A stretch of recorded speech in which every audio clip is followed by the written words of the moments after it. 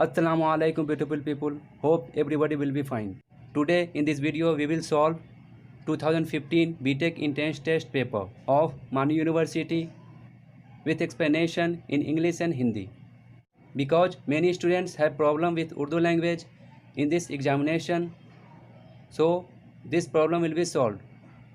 Because we will solve the questions by translating Urdu language to English and Hindi. And students, I have discussed previous 5 years entrance test papers in previous videos, link given in the description.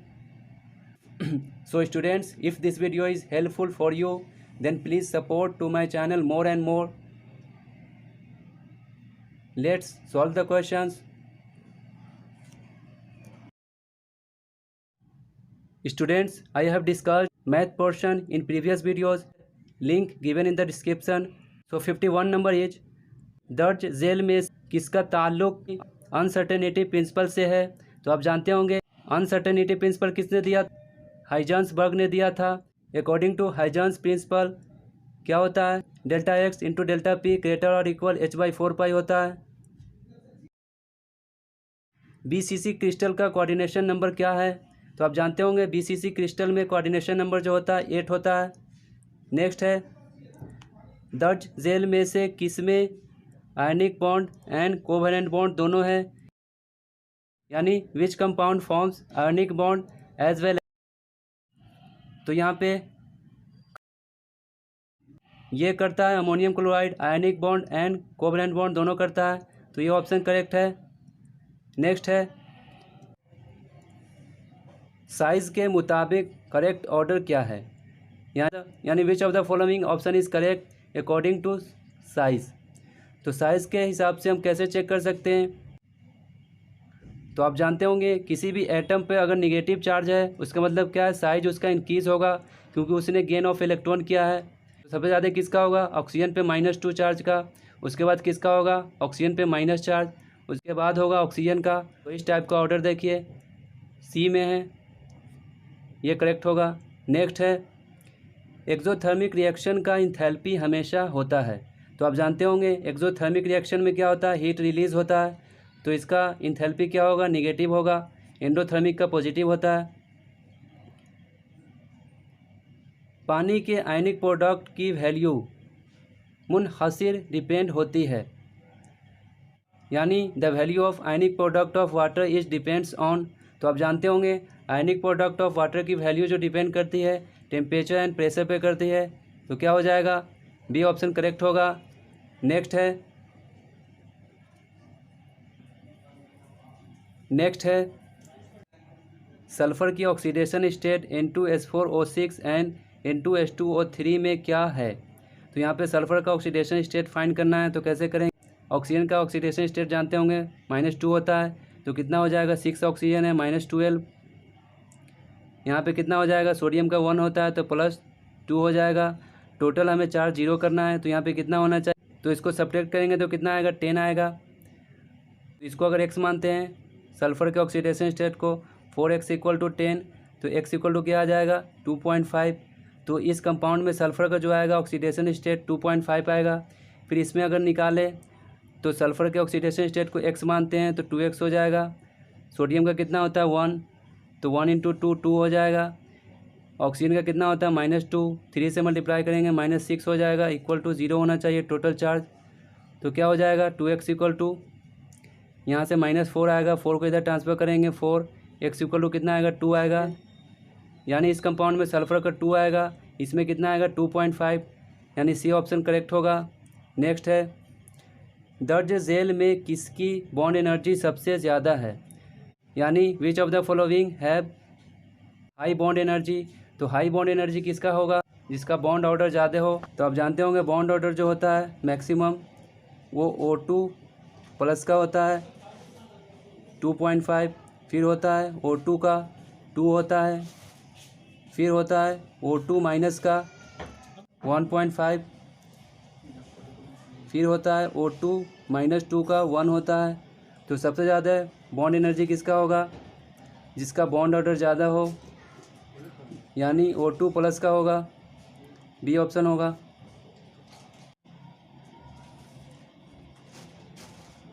कौन सा compound aromatic नहीं है? तो aromatic compound कौन सा होता है? जिसमें अल्टरनेट डबल बॉन्ड हो। जैसे बेंजीन है एक एरोमेटिक कंपाउंड इस टाइप का। तो यहाँ पे पायरिडीन, फ्यूरान एंड थायोफीन सब बायोमोलिक्यूल्स के कंपाउंड है, एरोमेटिक कंपाउंड है। तो यहाँ पे सिर्फ 1,3 साइक्लोब्यूटीन, ये क्या है?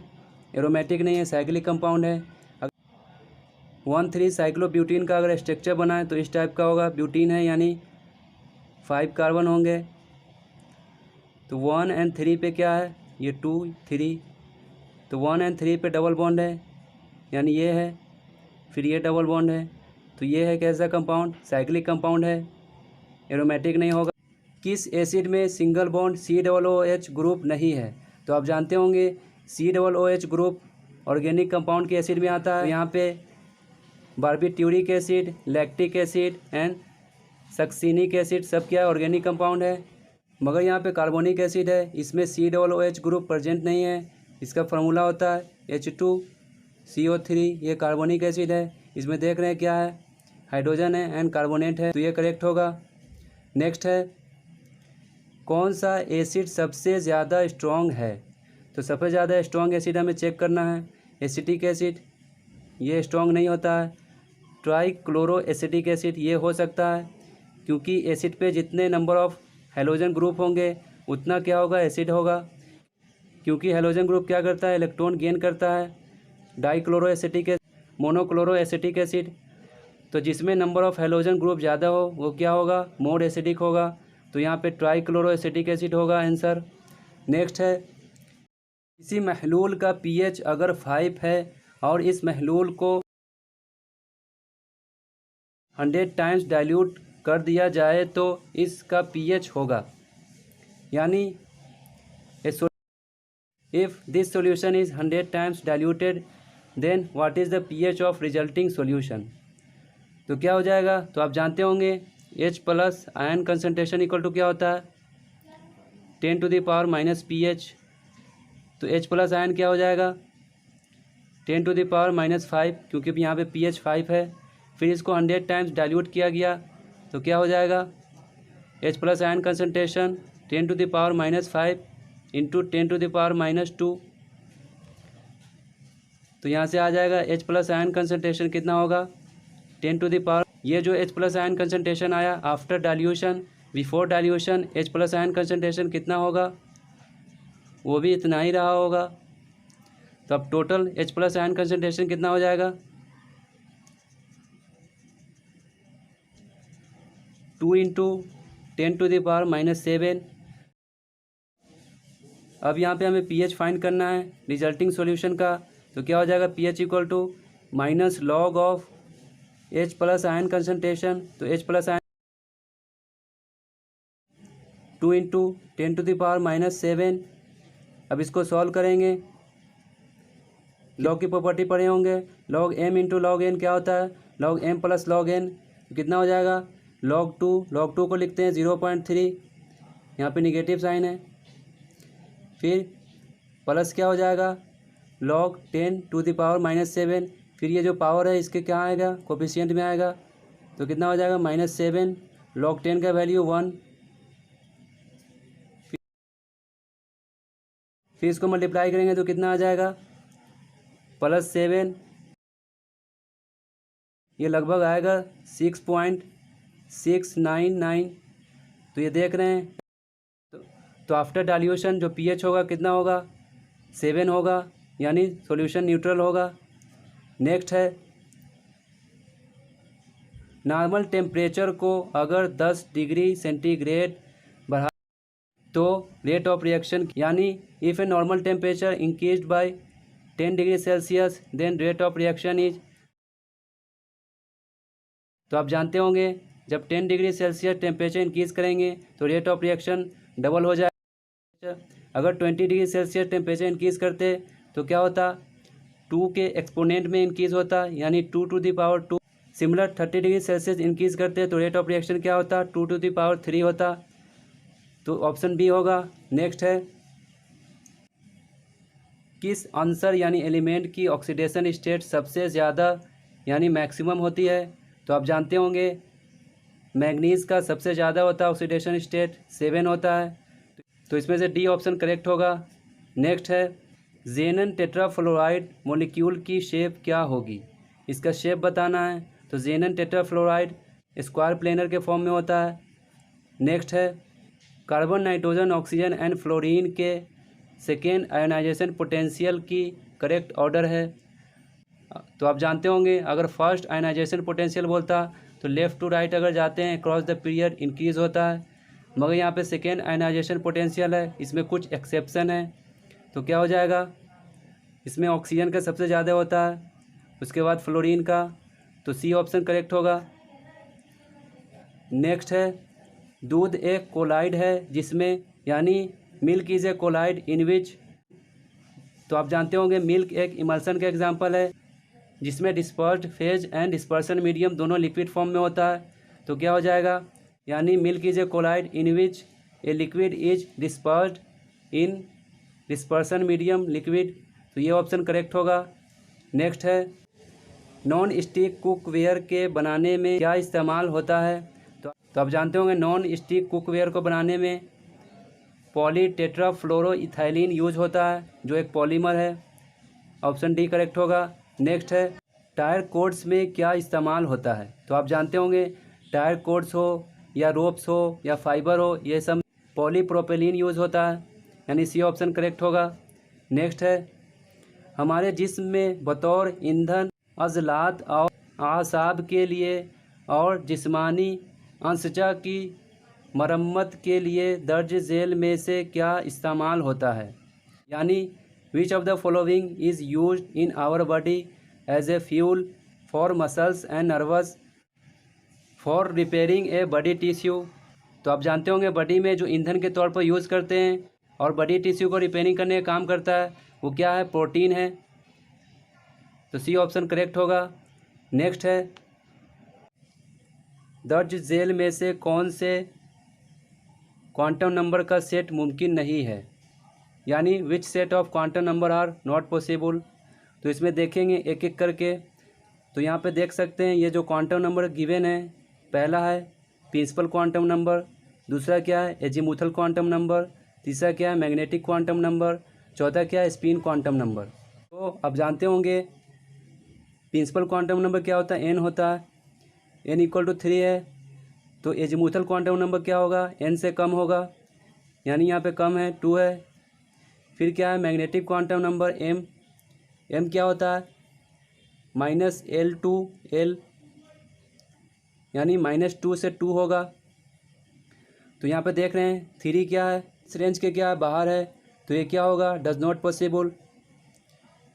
फिर इसको अगर चेक करें ये क्या है प्रिंसिपल क्वांटम नंबर 5, N5 है, L क्या है 0 यानी 5 से कम है। फिर M क्या हो जाएगा मैग्नेटिक क्वांटम नंबर -0 to 0 यानी उसमें इंक्लूड होगा 0। फिर ये स्पिन है 1/2, तो ये पॉसिबल होगा। फिर इसको देखें ये प्रिंसिपल क्वांटम नंबर यहाँ पे 3 है और मैग्नेटिक क्वांटम नंबर कितना है -3, जो इस रेंज के बाहर है। यहाँ से मैग्नेटिक क्वांटम नंबर क्या आना चाहिए था -2 से 2 के रेंज में, मगर यहाँ पे -3 है जो क्या है इस रेंज के बाहर है, तो ये भी डज नॉट पॉसिबल। फिर अगर इसको देखें तो ये क्या है प्रिंसिपल क्वांटम नंबर 5 है, एजीमुथल कितना है L = 1, तो मैग्नेटिक क्वांटम नंबर क्या हो जाएगा -1 से 1 तक होगा। एंड यहाँ पे गिवन क्या है मैग्नेटिक क्वांटम नंबर 0 जो इस रेंज में आता है, तो ये पॉसिबल होगा ये क्वांटम नंबर। यहाँ पे 2 क्वांटम नंबर पॉसिबल नहीं है, पहला तो ए है दूसरा क्या है सी है, तो यहाँ पे दोनों ऑप्शन हो सकते हैं इनकरेक्ट। नेक्स्ट है पेट्रोलियम में जो जहरीला कंपाउंड मिलाया जाता है इसका नाम the toxic compound mixed in A petrol is, तो आप जानते होंगे जो पेट्रोल में टॉक्सिक कंपाउंड मिलाया जाता है वो नॉर्मल ऑक्टेन होता है। आप सुने होंगे ऑक्टेन वैल्यू पेट्रोल में, तो नॉर्मल ऑक्टेन की वजह से होता है। ये आप जानते हैं नॉर्मल ऑक्टेन क्या होता है, एक एलिफेटिक हाइड्रोकार्बन है यानी पैराफिन है। अगर कोई इसको इनहेल करता है तो लंग्स से रिलेटेड कुछ प्रॉब्लम्स और डिजीनेस एक डिजीज़ है वो भी होता है। और हेडेक भी हो जाता है इसको इनहेल करने से। तो एन ऑक्टेन होगा पेट्रोल में। नेक्स्ट, दर्ज झेल में से किस पर एंटी मार्कोनिकोव्स लॉ लागू नहीं होता, यानी which of the following does not follow anti Markovnikov's. जब अनसिमेट्रिकल एल्कीन, तो यहाँ पे देखेंगे 2 पेंटीन, ये क्या है, अनसिमेट्रिकल है। इसको अगर हम स्ट्रक्चर बनाएं, 2 पेंटीन है यानी 2 नंबर पे क्या है, एल्कीन है, तो क्या हो जाएगा, ये अनसिमेट्रिकल हो गया। यहाँ पे देख रहे हैं 3 कार्बन, यहाँ पे 2 कार्बन है तो अनसिमेट्रिकल हो गया ये। यहाँ पे देख रहे हैं 2 ब्यूटीन, तो ये अनसिमेट्रिकल नहीं है, सिमेट्रिकल है, क्योंकि 2 नंबर पर ब्यूटीन है। तो आप देख रहे हैं यहाँ पे एल्कीन ग्रुप हो गया। अब बोथ साइड क्या है, नंबर ऑफ कार्बन सेम है, तो ये क्या हो जाएगा, सिमेट्रिकल एल्कीन होगा। तो इसमें एंटी मार्कोनिकोव्स रूल लागू नहीं होता है। इसमें भी हो जाएगा ब्यूटीन, यहाँ पे ब्यूटेन नहीं होगा, ब्यूटीन में भी हो जाएगा 1 ब्यूटीन। करेक्ट ऑप्शन होगा बी, ये एंटी मार्कोनिकोव्स लॉ फॉलो नहीं करेगा। नेक्स्ट है,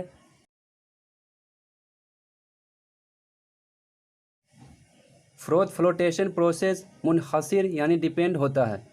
तो आप जानते होंगे फ्रोथ फ्लोटेशन, सल्फाइड ओर से हम क्या करते हैं, मेटल का एक्सट्रैक्शन करते हैं। तो आप जानते होंगे इस प्रोसेस में जो मेटेलिक सल्फाइड होता है वो वेटेड होता है ऑयल से, एंड जो गैंग पार्टिकल होता है यानी इम्प्योरिटी होता है वो वेटेड होता है वाटर से। तो ये किस पे, पार्टिकल बिकम वेटेड, तो क्या हो जाएगा, D option, the property by which 1 particles become wait, तो डी ऑप्शन करेक्ट है। नेक्स्ट है, कुदरती गैस होती है, यानी what is a natural gas. तो आप जानते होंगे नेचुरल गैस में मैक्सिमम जो अमाउंट रहता है मीथेन का रहता है, उसके अलावा ब्यूटेन भी है कुछ, मगर यहाँ पे अगर देखें mixture of methane and octane ये नहीं होता है, एन ऑक्टेन भी नहीं होता, ये तो पेट्रोल में होता है, एन ब्यूटेन भी नहीं होता है, मीथेन भी होता है। तो यहाँ पे करेक्ट ऑप्शन होगा डी, इनमें से कोई नहीं। नेक्स्ट है,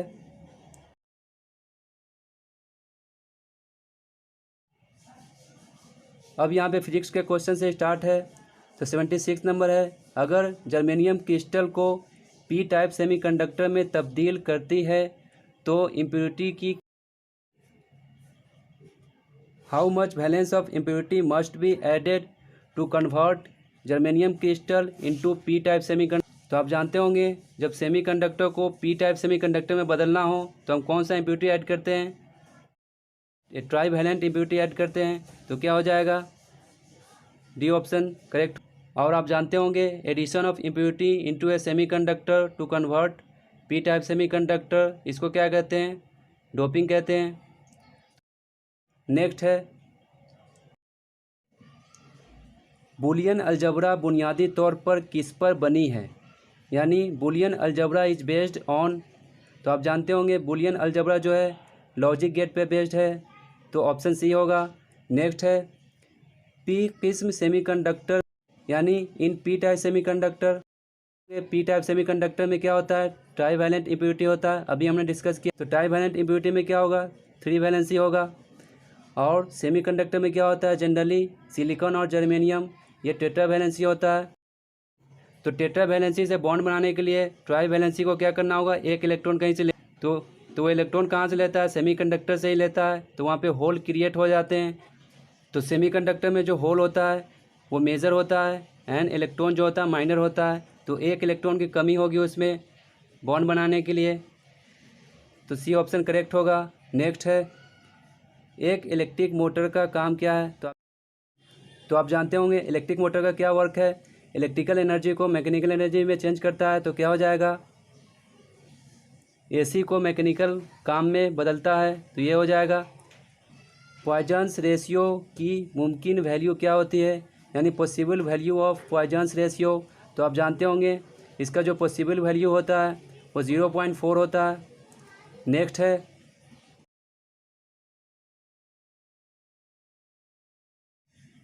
एक तार जिसकी लंबाई L है और रेडियस R का यंग्स मॉडुलस Y न्यूटन पर मीटर स्क्वायर, लेंथ L/2 और रेडियस R/2 कर दिया जाए तो इसका यंग्स मॉडुलस कितना होगा।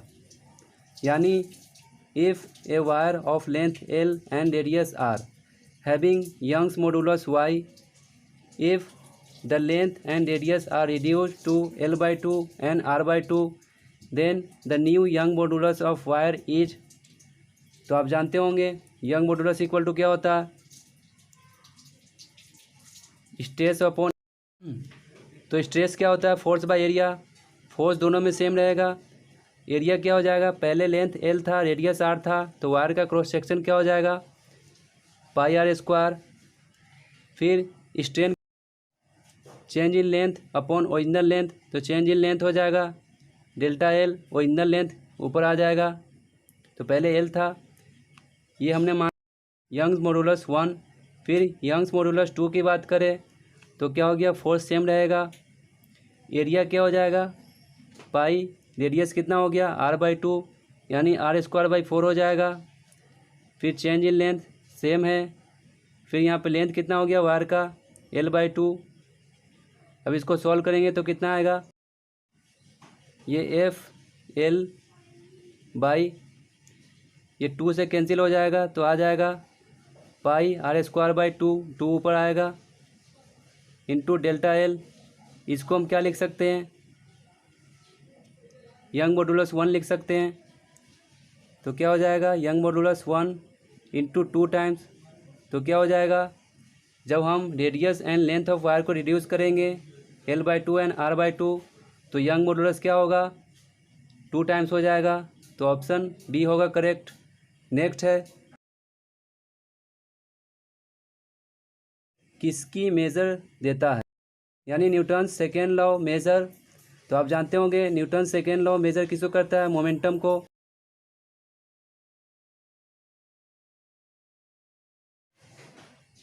ऐसे जोड़े को मुंतखब करो जिनका डायमेंशन एक ही है, यानी identify the pair of set which having same dimension. तो सेम डायमेंशन किसका होगा, जिसका यूनिट सेम होगा। तो यहाँ पे देखिए स्ट्रेस का यूनिट क्या होता है, न्यूटन पर मीटर स्क्वायर। प्रेशर का भी यूनिट सेम होता है, तो इसका डायमेंशन भी सेम होगा। ऑप्शन ए होगा।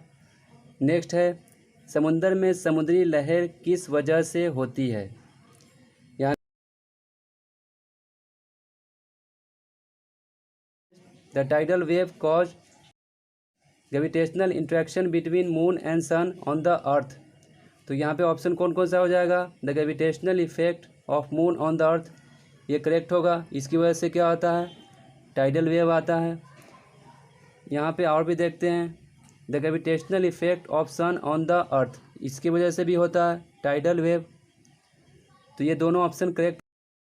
नेक्स्ट है, एक कार हॉरिजॉन्टल सड़क पर चलते हुए मोड़ लेने के वक्त फेंकी जाए तो इसकी क्या वजह होगी, यानी what is the reason for a car to slow down while taking a turn on a horizontal road.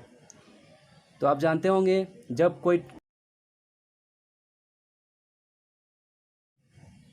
जब किसी हॉरिजॉन्टल रोड पे जब कार, तो उसमें टर्न व्हील जो होगा उस पर फ्रिक्शन एक्टिंग होगा। और कौन सा फ्रिक्शन होगा, रोलिंग फ्रिक्शन। तो यहाँ पे रीज़न क्या हो सकता, तो यहाँ पे करेक्ट रीज़न हो जाएगा due to rolling friction force between tyre and road. तो ये ऑप्शन करेक्ट हो सकता है। नेक्स्ट है, अगर मास और मास के एक्सीलरेशन को डबल कर दें तो मास पर जो फोर्स लगेगी पहली वैल्यू के मुकाबले वह कितनी होगी, यानी if mass and acceleration of a mass is doubled then force acting on that mass is how many times of previous force. तो क्या हो जाएगा, पहले फोर्स क्या रहा होगा, F=ma। जब हमने क्या किया, मास को डबल किया एंड एक्सीलरेशन को भी क्या किया, डबल किया, तो क्या हो जाएगा 2m इंटू 2a। तो क्या हो जाएगा 4 times m into a। m into a क्या था, F1 था, ये F2 था। तो बाद में जो फोर्स होगा क्या हो जाएगा, 4 टाइम्स हो जाएगा प्रीवियस फोर्स का। तो क्या हो जाएगा, increases force. D option correct होगा। नेक्स्ट है, एक इंडक्टर का इंडक्टिव रिएक्टेंस 1/π, फ्रीक्वेंसी 50 हर्ट्ज पर कितना है। यानी हमें इंडक्टिव रिएक्टेंस फाइंड करना है। यहाँ पे इंडक्टेंस गिवन है 1/π एंड फ्रीक्वेंसी गिवन है 50 हर्ट्ज। तो आप जानते होंगे इंडक्टिव रिएक्टेंस क्या होता है, XL इक्वल टू क्या होता है, ओमेगा एल। ओमेगा को क्या लिखते हैं हम, 2πf इंटू एल। तो 2π, फ्रीक्वेंसी कितना है, 50 है। इंडक्टेंस कितना है, 1/π है। तो पाई से पाई क्या होगा, कैंसिल हो जाएगा। 50 टू जा 100, तो कितना आ जाएगा, तो 100 ओम आंसर आ जाएगा। नेक्स्ट है, एक इलेक्ट्रिक लैंप 50 हर्ट्ज 220 वोल्ट से कनेक्टेड है, वोल्टेज की पीक वैल्यू कितनी होगी। यानी ये electric lamp connected with 220 volt and 50 hertz, then what is the value of peak value. हम कैसे फाइंड करते हैं, पीक वैल्यू जो होता है वोल्टेज का वो निकालते हैं RMS वैल्यू इंटू √2। तो RMS वैल्यू हम इसको लेंगे 220 वोल्ट इंटू √2 करेंगे तो कितना आ जाएगा, 1.41 को 220 से मल्टीप्लाई करेंगे तो लगभग आएगा 311 वोल्ट। तो पीक वैल्यू ऑफ वोल्ट आ जाएगा 311 वोल्ट। नेक्स्ट है, ओवर मॉड्यूलेटेड वेव का मॉड्यूलेशन इंडेक्स कितना होता है। तो आप जानते होंगे ओवर मॉड्यूलेटेड वेव का मॉड्यूलेशन इंडेक्स <1 होता है। तो सी ऑप्शन करेक्ट होगा। नेक्स्ट है, अगर दो मेटल के स्फीयर्स जिनका रेडियस R1 एंड R2 है सेम पोटेंशियल तक चार्ज किया जाए, स्फीयर्स पर रेशियो ऑफ चार्ज कितना होगा। यानी if two metal spheres of radius R1 and R2 having same potential, then what is the ratio of charges of two spheres। तो आप जानते होंगे स्फीयर का कैपेसिटी कितना होता है, कैपेसिटर में आप पढ़े होंगे C इक्वल टू 4πε0 R होता है। तो यहाँ पे दो स्फीयर है तो एक का R1 लेंगे एक का R2 लेंगे। तो आप एक रिलेशन जानते होंगे चार्ज पोटेंशियल एंड कैपेसिटर में, Q इक्वल टू CV। तो Q क्या लेते हैं हम, फर्स्ट स्फीयर के लिए Q1, सेकेंड स्फीयर के लिए क्या लेंगे, Q2 लेंगे। तो क्या हो जाएगा, यहाँ पे गिवन क्या है, पोटेंशियल सेम है तो भी दोनों के लिए सेम होगा। तो C1/C2 लेंगे चार्ज का रेशियो। तो क्या आ जाएगा, Q1/Q2 इक्वल टू कैपेसिटेंस। तो कैपेसिटर क्या आएगा, स्फीयर 1 पे 4πε0 R1 बाई स्फीयर 2 पे क्या आएगा 4πε0 R2। ये कैंसिल हो जाएगा, R1/R2 यानी बी ऑप्शन करेक्ट है। स्टूडेंट्स आप यहाँ पे देख सकते हैं पेज गीला है, ये पसीने से है, हमें बहुत गर्मी में रिकॉर्डिंग करना पड़ता है। अगर आपके लिए ये वीडियो हेल्पफुल होता हो तो चैनल को ज़रूर सपोर्ट करें एंड अपने फ्रेंड्स को भी जोड़ें। नेक्स्ट है, अगर amperes instantaneous current I equal to 4 cos ωt plus theta दी गई है तो RMS वैल्यू ऑफ करेंट होगी। यानी यहाँ पे गिवन है I equal to 4 cos ωt plus theta amperes instantaneous current. तो हमें RMS value of current find करना है। तो आप जानते होंगे यहाँ पे जो वैल्यू दिया हुआ है इसको हम क्या लेते हैं, पीक वैल्यू ऑफ करेंट। तो RMS वैल्यू ऑफ करेंट क्या हो जाएगा, वैल्यू ऑफ करेंट क्या हो जाएगा, I RMS equal to peak value of current यानी 4/√2। तो कितना आ जाएगा, 2√2 आ जाएगा RMS वैल्यू ऑफ करेंट। तो सी ऑप्शन करेक्ट होगा। नेक्स्ट है, एक रेडियो एक्टिव एलिमेंट का डीके कांस्टेंट 0.01 पर सेकेंड है, रास का हाफ पीरियड होगा। यानी एक रेडियो एक्टिव एलिमेंट है उसका डीके कांस्टेंट गिवन है तो हमें हाफ लाइफ पीरियड बताना है क्या होगा। तो आप जानते होंगे हाफ पीरियड इक्वल टू क्या होता है, 0.693 बाई डीके कांस्टेंट कितना है 0.01, तो कितना होगा, इसको डिवाइड देंगे 2 पॉइंट से 2 पॉइंट कैंसिल होगा, तो कितना आ जाएगा 69.3 सेकेंड आएगा, हाफ पीरियड। नेक्स्ट है एक बोर्स हाइड्रोजन एटम मॉडल में स्टेशनरी ऑर्बिट का रेडियस किसके डायरेक्टली प्रोपोर्शनल होगा। तो आप जानते होंगे bore atomic model of hydrogen atom में रेडियस जो होगा ऑर्बिट का क्या होगा, डायरेक्टली प्रोपोर्शनल टू n²। अगर एनर्जी की बात करें, energy of electron on an orbital, ये होगा इन्वर्सली प्रोपोर्शनल टू n²। अगर वेलोसिटी ऑफ इलेक्ट्रॉन की बात करें तो ये इन्वर्सली प्रोपोर्शनल टू होगा n होगा। रेडियस किसके यहाँ पे पूछा है, radius directly proportional to n² होगा। नेक्स्ट है रेडियो एक्टिव एलिमेंट का हाफ लाइफ किस पर इनहिसार कहते हैं डिपेंडेंट को, यानी half life of radio active element is dependent on. तो आप जानते होंगे हाफ लाइफ पीरियड जो होता है रेडियो एक्टिव एलिमेंट का वो नेचर ऑफ सब्सटेंस पे डिपेंड करता है, तो क्या हो जाएगा नेचर ऑफ एलिमेंट। नेक्स्ट है मुंदरजा झेल में से कौन सा ओम्स लॉ को नहीं मानता, यानी which of the following does not obey Ohm's law. तो ओम्स लॉ को ओबे डायोड वाल्व नहीं करता है, बाकी सब करते हैं। नेक्स्ट है मुंदरजा झेल में से कौन सा सेट इलेक्ट्रिसिटी का अच्छा कंडक्टर है, यानी which of the following set are good conductor of electricity. तो आप जानते होंगे गुड कंडक्टर ऑफ इलेक्ट्रिसिटी जो है सिल्वर है, तो जिस सेट में सिल्वर होगा वो गुड कंडक्टर ऑफ इलेक्ट्रिसिटी होगा।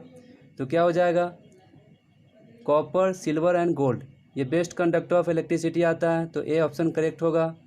नेक्स्ट है सिग्नल फ्रीक्वेंसी और ऑडियो वेव का कैरियर वेव पर सुपर इम्पोज होने के प्रोसेस को क्या कहते हैं, यानी the process of super impose of signal frequency on carrier wave is called. तो आप जानते होंगे सिग्नल फ्रीक्वेंसी ऑडियो वेव का सुपर इम्पोज कैरियर वेव पे क्या कहलाता है, मॉड्यूलेशन कहलाता है। नेक्स्ट है ऑडियो सिग्नल को ट्रांसमिट नहीं कर सकते, यानी audio signal can not transmit. तो आप जानते होंगे तो ऑडियो सिग्नल को क्यों नहीं ट्रांसमिट कर सकते, क्योंकि लेंथ ऑफ एंटीना जो रहता है वेरी हाई रहता है, इस वजह से हम नहीं कर सकते हैं। तो डी ऑप्शन करेक्ट होगा, the transmitting antenna length is very large and impracticable. Next है किस मोड ऑफ प्रोपेगेशन के ज़रिए रेडियो वेव्स एक जगह से दूसरी जगह तक भेजी जाती है, यानी by which mode of propagation the radio waves can transmit one place to another. तो आप जानते होंगे ग्राउंड वेव प्रोपेगेशन से भी रेडियो वेव को हम ट्रांसमिट कर सकते हैं, स्पेस वेव प्रोपेगेशन से भी एंड स्काई वेव से भी, तो तीनों होगा ऑल ऑफ देम। नेक्स्ट है किस फेनोमेनन के तहत ऑप्टिकल फाइबर में लाइट चलती है, यानी on which phenomenon the light can travel in optical fibre.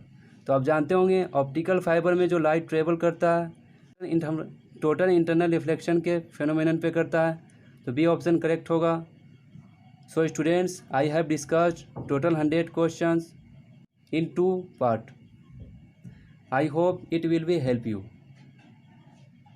If this video is helpful for you, then please support to my channel more and more. And if any doubts regarding these questions, then please comment your questions in the comment box. I try to reply your answer. Thanks for watching.